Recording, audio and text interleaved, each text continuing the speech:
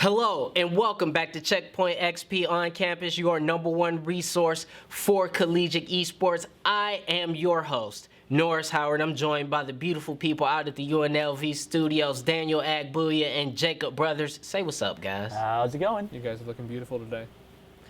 That's right. So we're going to jump right into all the stuff that went down at one of the biggest events in gaming. That's right, Dreamhack. This year they had Dreamhack Atlanta. It was a huge event, but also had a couple college events going on as well, which is really, really cool. NACE partnered with Dreamhack, and they were able to have both SMITE and Rocket League finals out at the event. And in Rocket League in particular, Mizzou Esports continued a absolutely amazing run. They started off a little slow though. I know you guys were able to check out just a little bit of their run in the Boost Cup when they came up against Onset. Jacob, I know you were not necessarily happy about that match. Well, no, happy is not the right word, but like, well, because I watched it to be aware of what happened, and then I thought I was watching the wrong game. Because like the finals happened, and I was like, why is no one smiling? Why is no one reacting? They're just like, yeah, we won. It was the weirdest thing. Like you guys win a big tournament, and I just personally didn't feel the energy from them. I don't know what was up with that. Was there something? Was it early morning? What happened? I don't know. But then when they were interviewed, they were like, yeah, Missouri played good. But it's like, okay. Missouri did, tough loss to Missouri, but you know what? They bounced back from it because they ended up winning the NACE tournament there. I think an undefeated win can kind of make up for that. Yeah.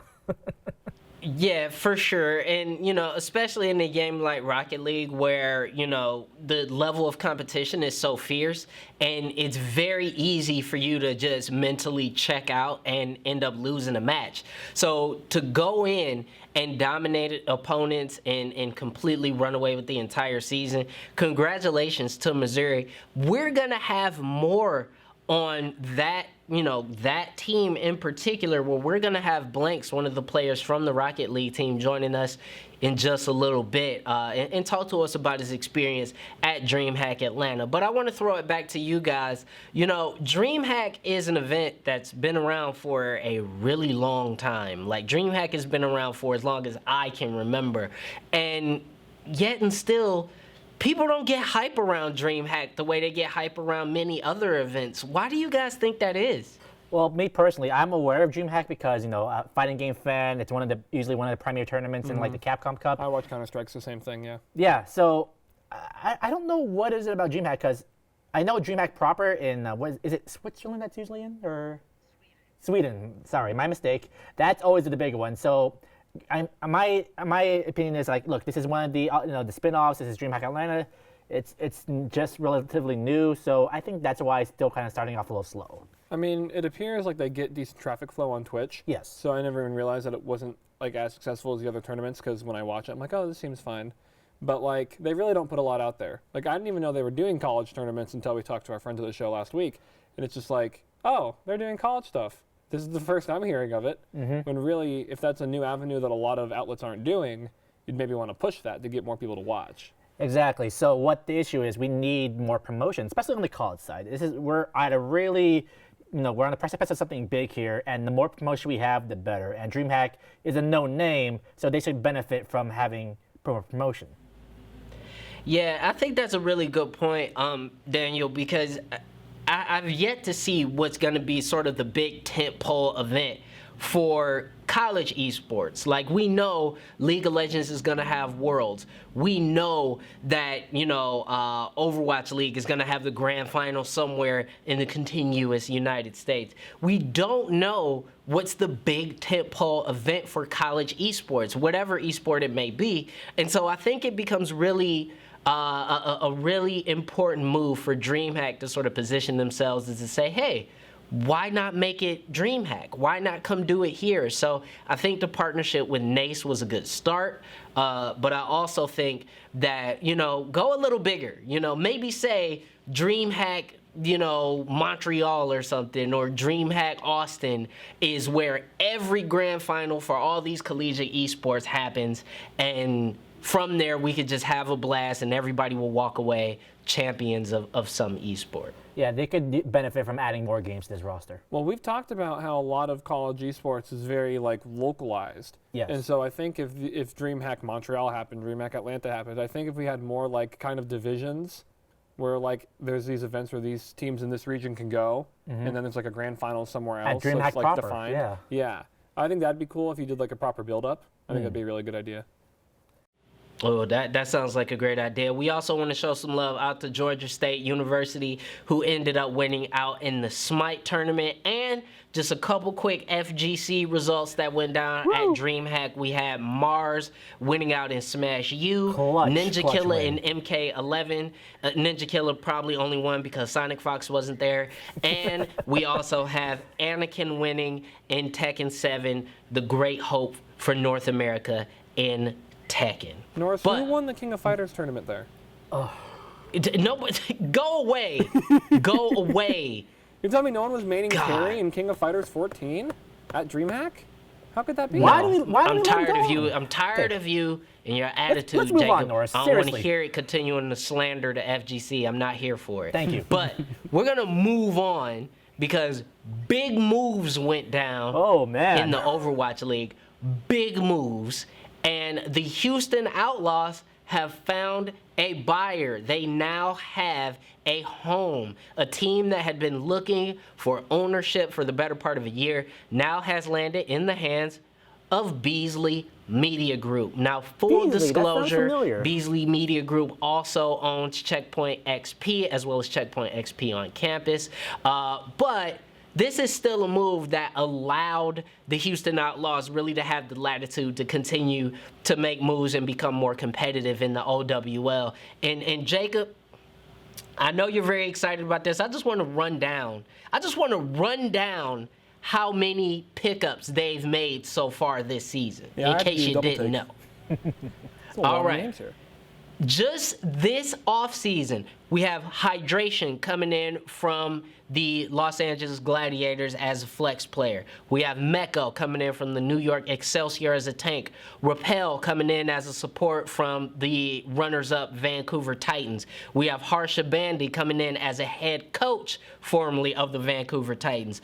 Blase coming in from the Boston Uprising as a DPS, and Dream coming in to a assistant coach position. So this is a team that was sort of floundering in the doldrums last season, but do these moves, coupled with new ownership, can the Outlaws make noise next season? I think it's very possible because, I mean, like as Norris just said, they were a team that was just kind of there. Like everyone wants them to do well. They have like the coolest like colors and name, and like they're not aggressively bad. They were never like bottom of the barrel, but they were also never top tier. So when you get like Hydration and Mecco specifically, and then you also get some talent from the runners-up of the grand finals, it's like you have a lot of talent, and coaching in the Overwatch League is a really big part. Because when I'd watch the Spitfire, it's like, oh, this coach left, and then they would go horrible. It's like, oh, the coach came back. They go back to the top. And so I think getting new coaching talent and player talent is going to make them look like an entirely new team. And also, I kind of want to point a question here. They are going to be staying in Houston. I am actually kind of surprised about that. Do you see that staying? I mean, I hope not. I think Las Vegas should have a team personally, because as we are a growing sports town and esports is big in Las Vegas, it's kind of dumb that we don't have a team here. What about Detroit, where Beasley happens to be based in? Oh? Well, let me put it this way. That's beyond anything That's anybody here can I know, speculate. it's raw hopes and dreams. Raw hopes and dreams. But I think moving to Houston and having that home-away dichotomy is going to be great. I can't wait to see what it's going to be like when they eventually play the Dallas Fuel. That's going to be nuts. I believe there may be a fight or two. Anything can happen. But I will also say congratulations to Harsha Bandy as a coach, because he's a Houston boy, so he's moving back home. That's really cool to me. I love when people can do that. But we are going to have more coming up from Checkpoint XP on campus, where we are going to be joined by a very special guest from Mizzou Esports to talk about their championship run in NACE this fall. So stick around.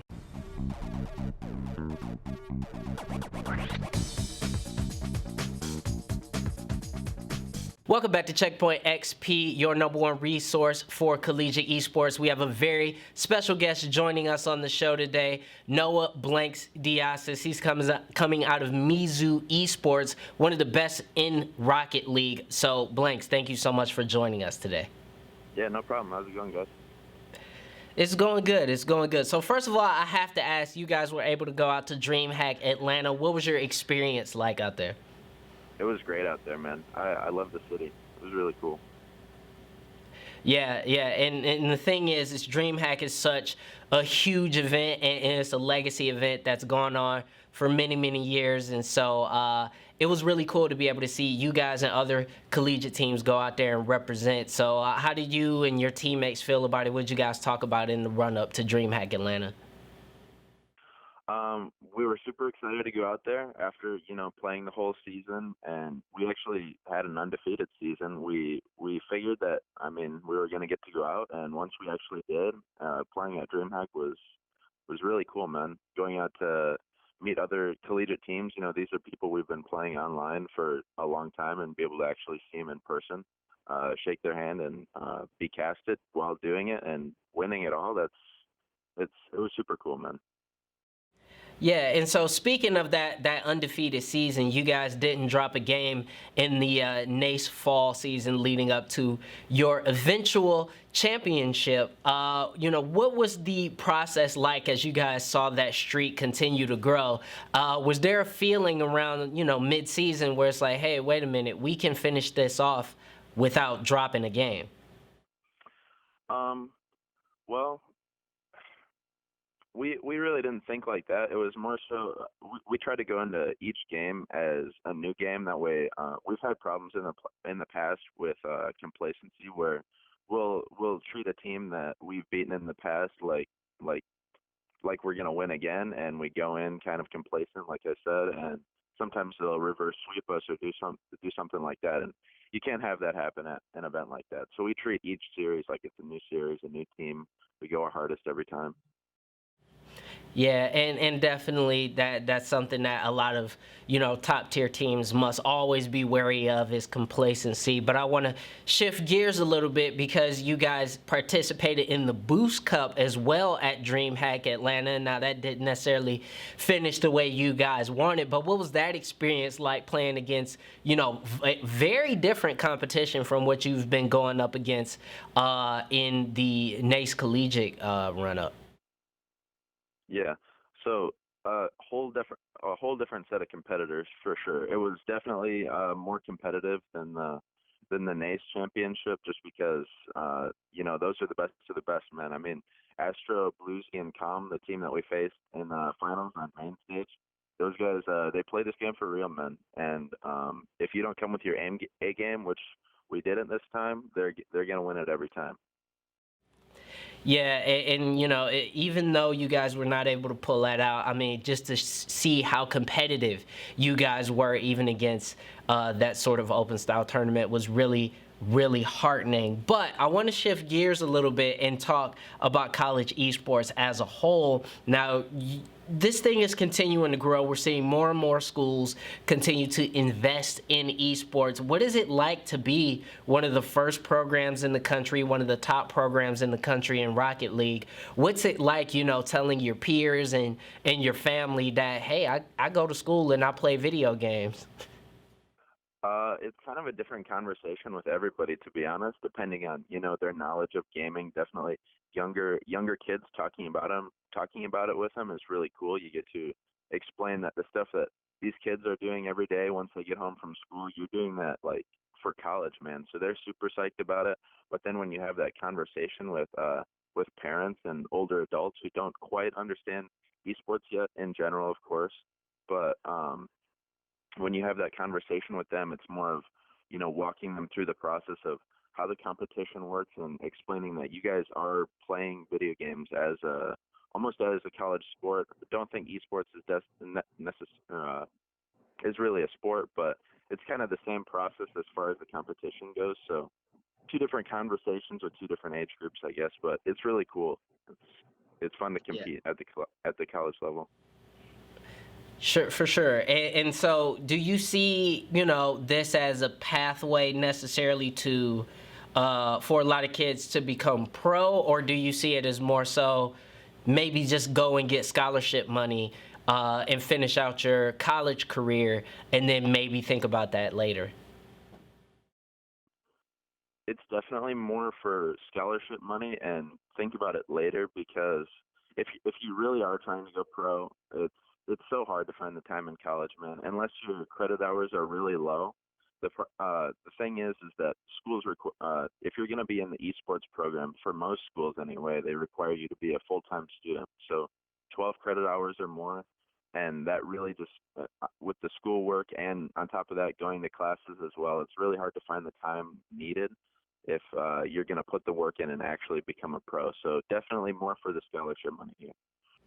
Yeah, and lastly, what advice would you have to, high schoolers or maybe college freshmen coming in that want to get involved in an esports team at the college level or esports club? What advice would you have for all those kids out there?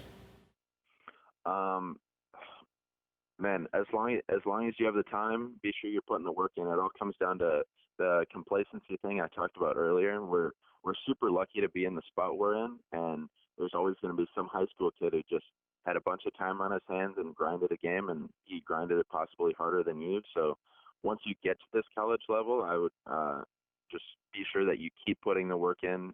It's all about if you're really not starting to be interested in the game anymore and you're not practicing as much and it's starting to not be for you, it's time to get out of the game, man. So I just recommend putting in the time while you've got it in high school. You've got a ton of free time, use it. All right, Noah Blinks DeAces has joined us here on Checkpoint XP on campus. Blinks, where can they find you? Social media, where can they see some of your game footage? It's going to be blanks_RL on both Twitch and Twitter. All right, well, thank you very much, and we wish you guys even more luck in the winter semester and beyond, and hope you have a good one. Thanks, guys. I appreciate it. We're going to have more coming from Checkpoint XP on campus, so stick around.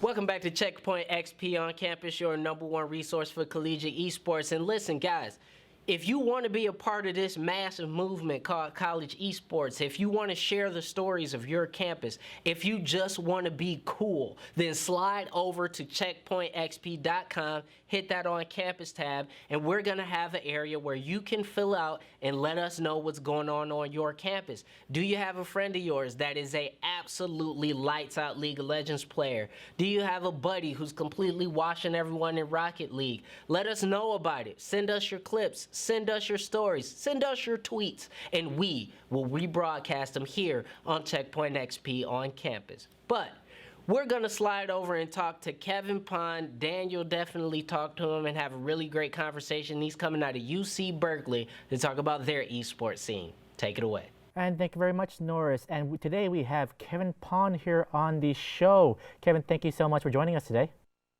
Nice to be here. Kevin, tell me what you do for Cal Berkeley. So I'm the Cal Esports Program Manager. That means that I manage the new Cal Esports Community Center, which opened in 2018. And I also manage the Cal Esports Competitive Program, comprised of 23 teams and almost 150 competitive student athletes who play in esports competitions all over the United States. 150? Oh man, how do you do it? A lot of dedication, a lot of passion. So how did you actually get involved in esports? Well, I came to Cal 2014, wanted to be an engineer, didn't know what I wanted to do for fun. However, I did find a gaming club called Esports at Berkeley, which is different from Cal Esports. It was just a student club at the time. I got involved there freshman year, started, working on some teams, played competitive Dota 2 for all 4 years, but halfway through, I made the decision that I really wanted to pursue gaming and esports and see if I could make a career out of it. Became president of that club. Then and eventually in I think the end of 2015, beginning of 2016, we approached the university, specifically the Department of Recreational Sports, and we pitched it as a sport club, and it was accepted. So moving up from a sport club it became a full-on recreational sports program. That falls now under the Division of Student Affairs. It's not with athletics, but it just was a really great fit for us. And from there, it developed into the program that it is today. So cool. So how would you say the collegiate scene is different from the pro scene of esports? The collegiate scene is even more Wild West than the pro scene, I would definitely say. Um, it's like you have programs that are well established, like UC Irvine, UC Berkeley, that are competing against just a couple friends who made a club. It may not even be an official club, at some other university, and their team might be very, very strong, just like our teams are very strong. And it's kind of a weird space where you have teams that are just showing up like in their pajamas on a camera versus a team wearing jerseys, but everyone feels like everyone else is on an equal playing field in the sense of the ability to play, the ability to compete. Definitely having a center, having university support assists students with accessibility. Um, but esports in general at the collegiate scene is very inclusive, and pretty much anybody is able to compete if they want to, if they have the passion. And what makes Cal Berkeley's program different from a typical esports club? Well, we're not necessarily a club. We're an officially recognized and supported like campus program. We're run by the campus. I'm a full-time campus employee. Been here since 2018, and there are not too many universities with that level of support. They might have a program that's run by students that the university supports, but not a lot of colleges actually have dedicated university staff who run those programs and make it like a divisional program. But that's not the only distinction. We like to focus on inclusivity. We like to focus on community. That's why we called our esports space a community center, not an arena, because we focus on catering to the students, the clubs, groups that want to come in and do things besides just compete at the highest level. Of course, we support all of our student athletes with all of their competitions, with jerseys, with travel.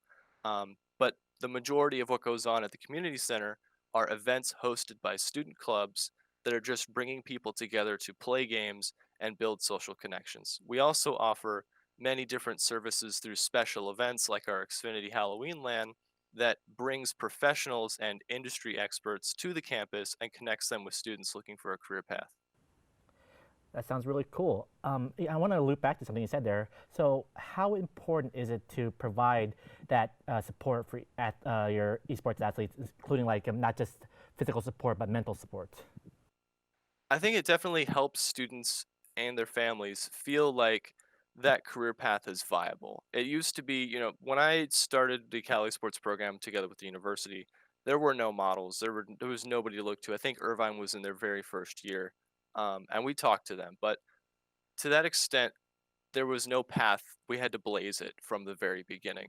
And since we've done that, the students who have come into the program are feeling more comfortable. They're feeling more secure. They feel like with university support that it's being legitimized. Certainly the competitions have been legitimized for a number of years now. But as far as actually going into the university, picking this kind of, right now I'd say it's in addition to their schoolwork. We don't want to make the esports tournaments more important than classwork. However, teams do focus a lot on that. We want to make sure that they're well supported and they feel like they have all the tools that they need to succeed. Wow, it sounds very exciting, Kevin. Where can people find out more about Berkeley Esports? Well, we have a number of social media accounts. Our primary two are our Twitter and our Facebook, which would be Cal Esports at Berkeley. Also, our primary website, which is RecSports at Cal Esports at Berkeley. And if you want to reach out to us, you can contact us on Twitter, on Facebook, or directly by email, which is available on our website. And unfortunately, that's all that time we have left today. I would like to thank you once again, Kevin, for taking the time to talk to us. Absolutely, it's been great. And back to you, Norris.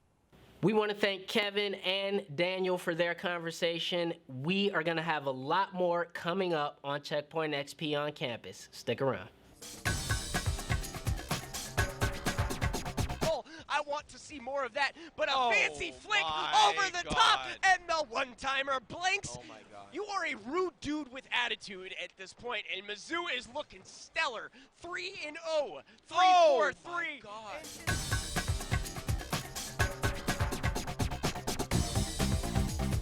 Welcome back to Checkpoint XP on Campus, your #1 resource for collegiate esports. For our last segment of the day, we like to have a little fun or maybe just get on our soapbox for something. So we have one of our managing editors, Kevin Kelly, joining Jacob in the studio to talk about Jedi Fallen Order and their experiences with the game. So guys, how are you liking it? Whoo! How far in are you? I'm a decent way through. I'm on Kashyyyk the second time around. Is that the red one? No, that's Dathomir, my pal. Okay, I don't know these weird names, but I'm probably like 4 or 5 hours in, and I'm really liking it. The atmosphere is really good. I know you're playing on a console, so it looks not that great. Yeah, but on a okay. PC, man, that man's looking clean. And so everything about this is just Star Wars, right? Like, you hear the music, you're like, oh, this is nice. You see the planets, you're like, oh, this is nice. My thing is, like, initially, because, like, the graphical limitations of a PS4 Pro, by the way.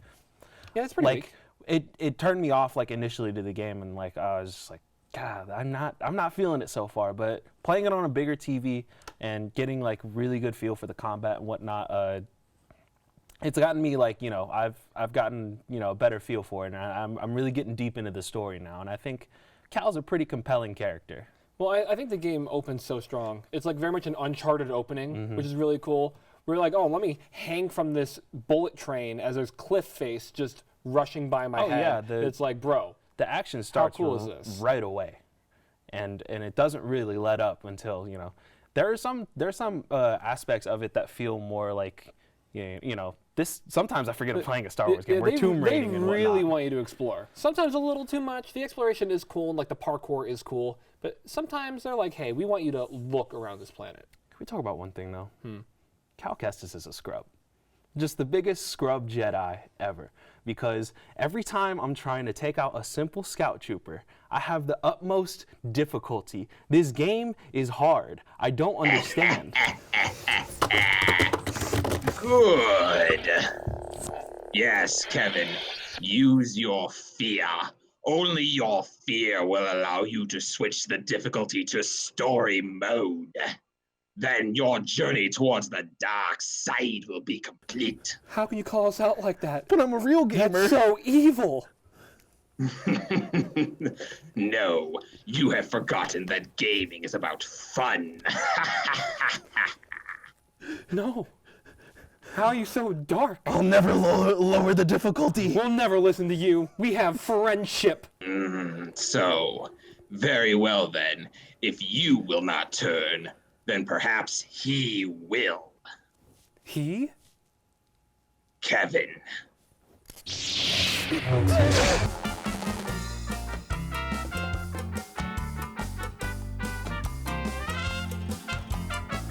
Thanks to Sith Scalia, I guess, for trying to bring everybody to the dark side. That's going to be it for Checkpoint XP on Campus this week. We want to thank all the folks in the studio, Kevin Kelly, Daniel Agbuya, Jacob Brothers, as well as all the UNLV faculty. We also want to thank everybody here helping us out at the Detroit studios, Chad Callahan, Rick Hagerhide, and Leslie Fitzsimmons now. So we hope and we demand that all of you return here for Checkpoint XP on Campus. Bye, y'all. Sorry for trying to slash you. Midichlorians.